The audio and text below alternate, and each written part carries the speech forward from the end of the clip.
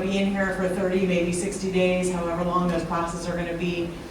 He's probably going to want some amount of rent. He's got to turn on the lights for you, the heat or the air conditioning.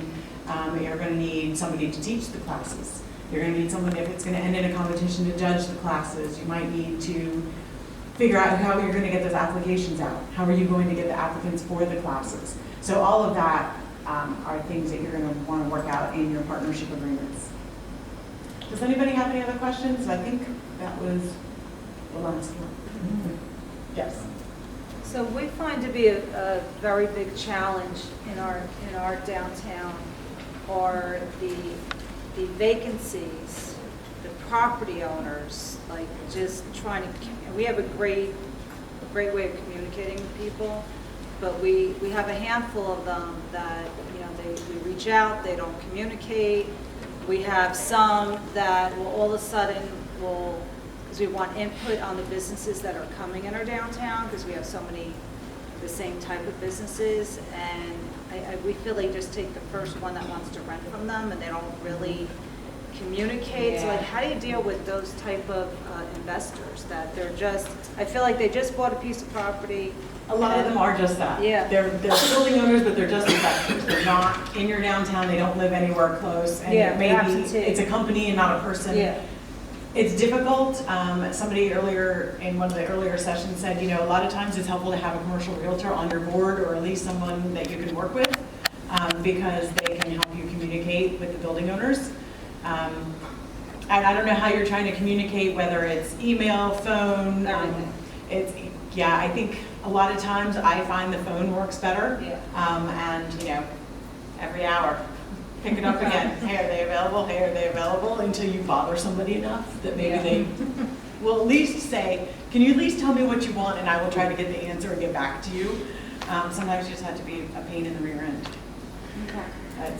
It's difficult because a lot of towns have the same thing. It's, can we get the landlord to hold out for a retail or restaurant on the first floor, professionals on a different floor, residences above?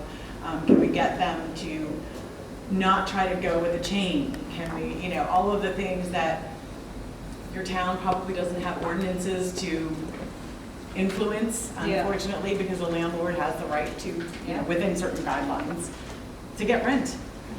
So it's a matter of hopefully making a case for what downtown is supposed to be and what it would look like if it all worked together, and get them to share the vision. But you can lead a horse to water, Okay, thanks.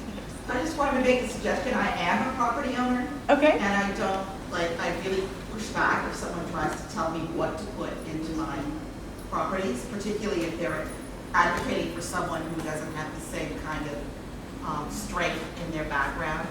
Business is not as strong, even though they're more interesting.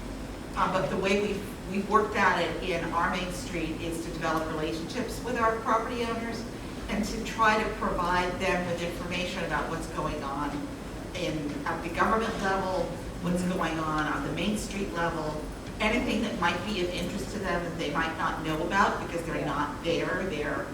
They're in another town, another state.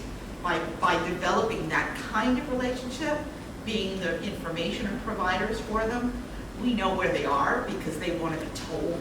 So they give us the contact information, and then when we need them for something, if there's an ask of them, we already have we've done stuff for them. And a lot of them do, maybe not a lot, but some of them do have local management companies that are managing their property because they're absentee themselves, they don't live in the area. So maybe a relationship with that management company too might be helpful. Yeah.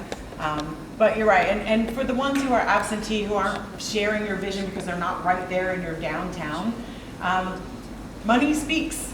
Bring them something that is a really viable, sustainable business plan for the creative, cool stuff, and it will speak to them too.